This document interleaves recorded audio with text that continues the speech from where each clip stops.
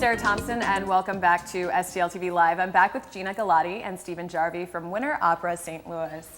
So I'm really intrigued by the opera world of performers and how everyone kind of moves around the country. Tell me how that fits in. We were talking about that a bit in the first interview, but how that fits in with the caliber of performers you have here in St. Louis. Well, we're really lucky that we do have kind of a repertory theater of people that are based here in St. Louis. So there's a lot of folks here in St. Louis that are participating in every opera we do, whether that's as a chorus member or as a lead. And then we are lucky enough that we have folks come in from New York City, Miami, and you know, it's really a matter of just New York City is sort of where singing talent collects. But we do have a production schedule that's only 2.5 weeks long, and we've been lucky enough to have people come in from the Metropolitan Opera, very famous opera companies all over the world, to maybe try something new, or maybe Stella Zambellis came in to sing Tosca just because she loved the role so much and she thought, why not? Mm-hmm. So we're very lucky that we have a very high level of talent, and it works upon not only the kind of international community of singers, but also right here in St. Louis. And I know now that this being in your 7th season, something that's really important is accessibility and affordability. Let's talk about that as it relates to ticket prices and how you're trying to basically really raise the awareness of opera to a wider audience. Yes, it's really important. We really are really strict with our budget, and we try very hard to keep the costs down. We pay everyone, of course, that works for us, but we don't have all the bells and whistles that you might see at some bigger opera companies. But with that, we're able to keep our costs down and our ticket prices lower than most of the other companies you might go to out of town or here in St. Louis. So my goal from the beginning was to make opera very accessible to everyone. We even have $6 student prices for the dress rehearsal, $10 student prices, and things like that. For kids, we want kids to come. That's the future of our industry. It's really important to keep them.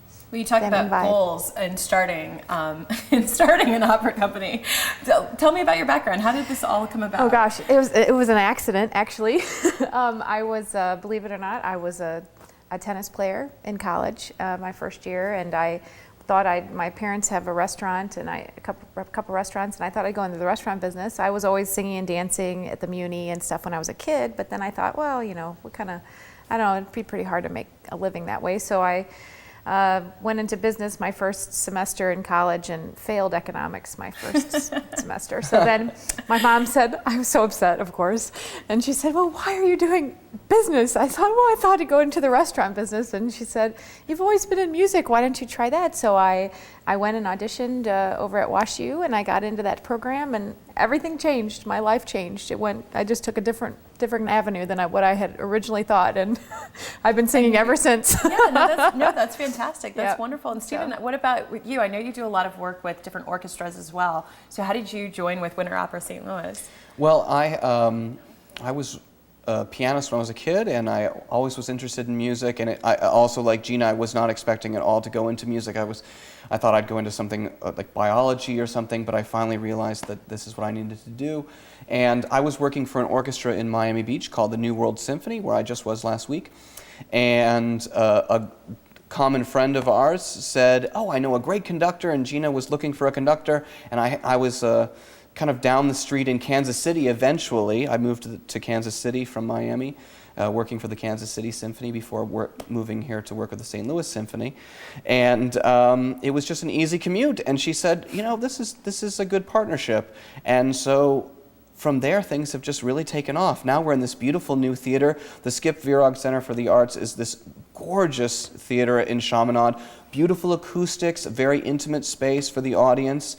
And it's just been really exciting to see. I joined the group in 2010, and from there things have just really gone up, up, up. That's fantastic. No, I love talking to musicians just because I just feel it's like living my life vicariously through your stories and your background. But I think that's wonderful, and best of luck with the new season.